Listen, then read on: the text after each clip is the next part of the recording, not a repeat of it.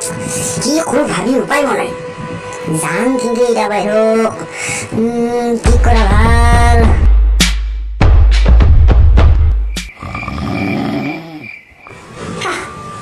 মৰিলো